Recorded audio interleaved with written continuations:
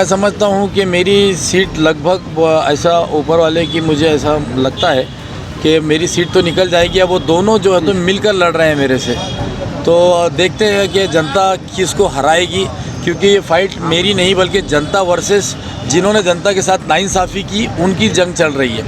उसके अंदर जीतेगी तो जनता ही ज़रूर। कि इस इलेक्शन के अंदर पैसों का जो नंगा नाच देखने को मिला है और ख़ास तौर से भारतीय जनता पार्टी की तरफ से, वो बड़ा ही घातक है। मैं समझता हूँ ये हमारे पूरे डेमोक्रेटिक सिस्टम, इलेक्टोरल सिस्टम को कमज़ोर करने का काम कर रहा है। एक नया प्रकार आया है, हमने लोकसभा के दौरान देखा था और इस इलेक्शन के अंदर भी देख रहे हैं कि जहाँ पर पैसा देकर लोगों का वोट खरीदा जा रहा है। रात में ही कितने सारे लोग ये इंक गरीब बस्तियों में जाकर लोगों को इंक लगा रहे थे, 2000-3000 रुपये दे रहे थे, उनका इलेक्शन कार्ड ले रहे थे, आधार कार्ड ले रहे थे।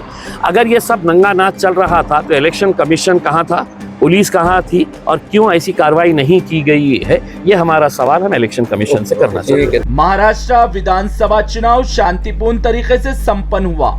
महाराष्ट्र राज्य के 288 सीटों पर मतदान शाम 6 बजे शांतिपूर्ण तरीके से संपन्न हुआ।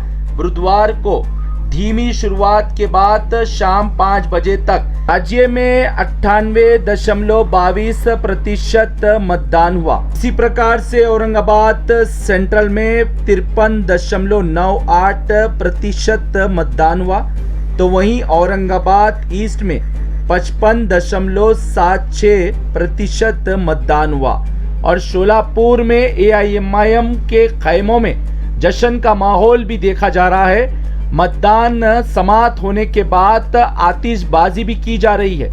जीत के लिए यहां के एआईएमआईएम के प्रत्याशी फारूक शताब्दी बेहद ही आश्वस्त दिख रहे हैं और वहीं औरंगाबाद ईस्ट और औरंगाबाद सेंट्रल दोनों विधानसभा क्षेत्र से एआईएमआईएम के जो प्रत्याशी मैदान में थे, इम्तियाज जलील और नासिर सिद्दीकी, दोनों भी अपनी जीत को लेकर आश्वस्त दिख रहे हैं। अब देखना होगा 23 नवंबर को जब नतीजे आएंगे किसकी जीत और किसकी हार, ये तो तभी पता चलेगा। इससे पहले एआईएमआईएम के प्रत्याशी अपनी जीत को लेकर आश्वस्त दिख रहे हैं। बता दें एआईएमआईएम के 16 प्रत्याशी महाराष्ट्र विधानसभा चुनाव में मैदान में थे, लेकिन सबसे ज्यादा चर्चित सीट औरंगाबाद ईस्ट और औरंगाबाद सेंट्रल बनी थी।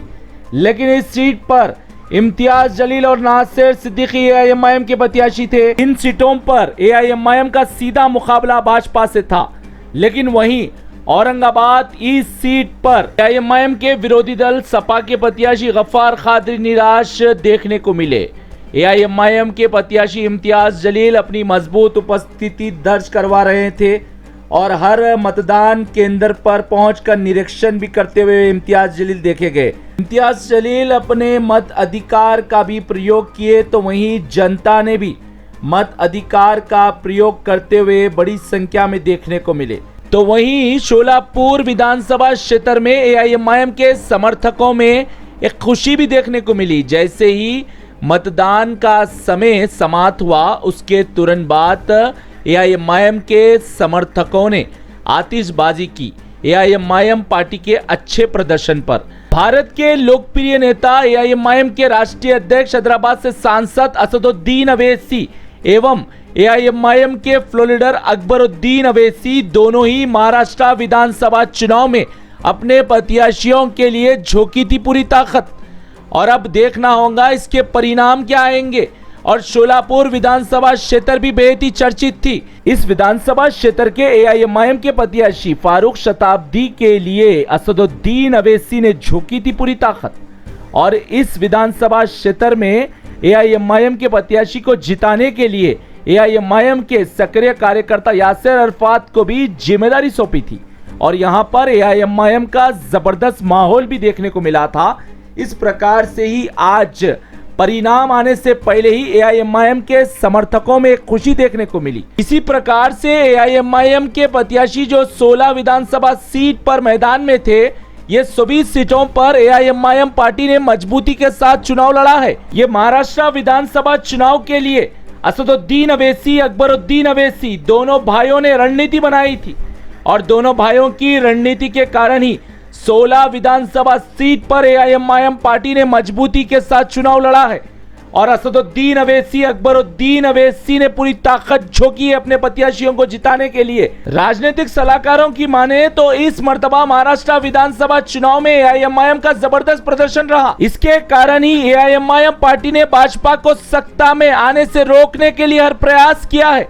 एआईएमआईएम पार्टी भले 16 प्रत्याशियों को मैदान में उतारा है, लेकिन जहां पे मुसलमान प्रत्याशी मैदान में थे वहां पर अपने प्रत्याशियों को मैदान में भी नहीं उतारा एआईएमआईएम पार्टी ने। उदाहरण के तौर पर बांद्रा ईस्ट विधानसभा, ये ऐसी विधानसभा है यहां पर मुसलमानों की भी अच्छी संख्या है, लेकिन यहां पर एआईएमआईएम के एक नगर सेवक भी जीते थे, लेकिन यहां पर एआईएमआईएम पार्टी ने अपने प्रत्याशी को ज़ीशान सिद्दीकी के मुकाबले में मैदान में नहीं उतारा। इसी प्रकार से चांदी वाली विधानसभा, यहाँ पर आरिफ नसीम खान मैदान में थे, एआईएमआईएम पार्टी ने इनके मुकाबले में भी अपने प्रत्याशी को मैदान में नहीं उतारा। इसी प्रकार से मलाड विधानसभा, यहाँ से भी एआईएमआईएम पार्टी ने अपने प्रत्याशी को मैदान में नहीं उतारा, यहाँ पे भी असलम शेख मैदान में थे। इस मर्तबा एआईएमआईएम पार्टी किंग मेकर की भूमिका में रह सकती है, इस तरीके के संकेत मिल रहे हैं। अब देखना होगा 23 नवंबर को एआईएमआईएम पार्टी के कितने प्रत्याशी जीतकर महाराष्ट्र की विधानसभा प्रवेश करेंगे। इसके लिए सभी को 23 नवंबर का इंतजार करना होगा। जो भी हो, 23 नवंबर को जो भी परिणाम आएंगे, लेकिन चौंकाने वाले परिणाम आएंगे। ब्यूरो रिपोर्ट, भारत की तरक्की।